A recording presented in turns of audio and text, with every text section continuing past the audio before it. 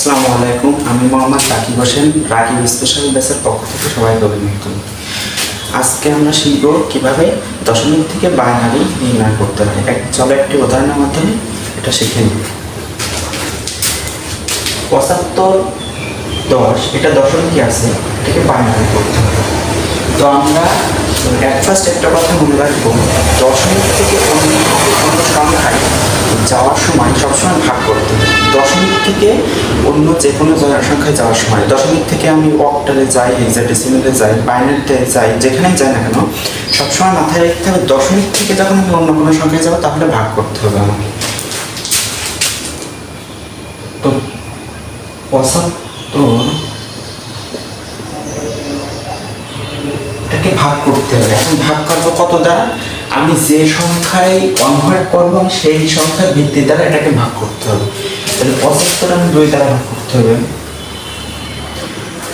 তো এটা অনেক পাশে ভাগ করে নেওয়া যায়, 2 ভাগ 75। সর্বোচ্চ 75-এর ভিতরে 2 কয় আছে? 37 এখানে ভাগশেষ 1 থাকে। তো আমার ভাগফলটা এখানে বসাইতে হবে। ভাগশেষটা সবসময় ডান পাশে বসবে। আবার 2 দ্বারা ভাগ, 2 দিয়ে যদি আমি 37টা ভাগ দিই তাহলে 18 দুগুণে 36, 18 দুগুণে 36 সবসময় এর সমান হতে বা এর থেকেই নিচে হতে হবে, এর ওপরে যাওয়া যাবে না। 2 দিয়ে 37 ভাগ 18 দুগুণে 36, এখানে 1 ভাগশেষ। তো ভাগফলটাকে সবসময় এখানে বসাইতে হবে। ভাগশেষটা এখানে 2 দিয়ে এখন 18 ভাগ দিতে হবে।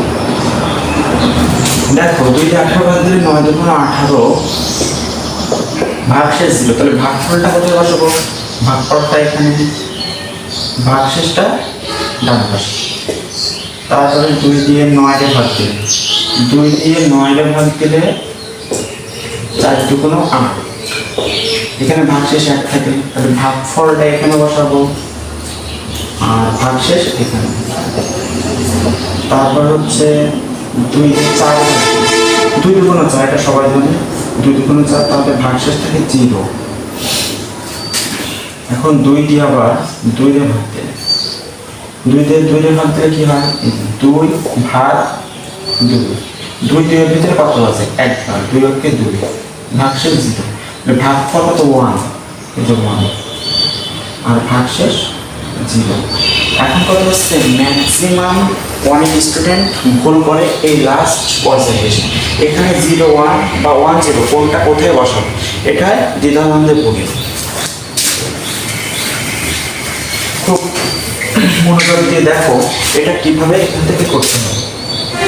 এখান থেকে 2 দিয়ে 1 এর ভাগ দিতে হবে। 2 ভাগ 1, 2 কি 1 এর ভিতরে কখনো যায়? যায় না। 2 1 এর ভিতরে যায়। তাহলে 2 1 এর ভিতরে কত আছে? 0 হয়।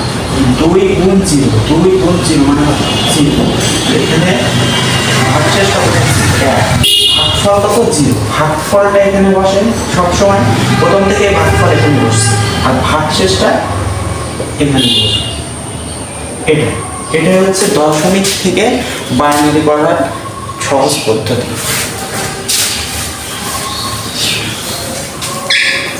এখন আমরা এটা তীর চিহ্ন দ্বারা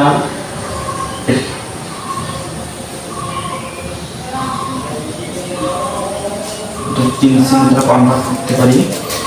তো হচ্ছে এটাকে লোয়ার সাইন বিট, এটাকে ম্যাক্সিমাম সাইন বিট দিতে পারি। উত্তরটা যখন আমরা লিখব 75 10, এখান থেকে কাউন্ট হবে, নিচ থেকে কাউন্টে ওপর পর্যন্ত 1 0 0 1 0 বাই, এটা অ্যান্সার। দশমিক থেকে বাইনারি নির্ণয় করার পদ্ধতি খুবই সহজ। একটা কথা সবসময় মনে রাখতে হবে, দশমিক থেকে অন্য যে কোনো সংখ্যায় যাওয়ার সময় সবসময় ভাগ করতে হবে, এই কথাটা মাথায় গেঁথে রাখতে হবে। তো ক্লাসটা যদি তোমাদের সবার ভালো লেগে থাকে তাহলে ফলো দিয়ে পাশে থাকবেন। ধন্যবাদ সবাইকে।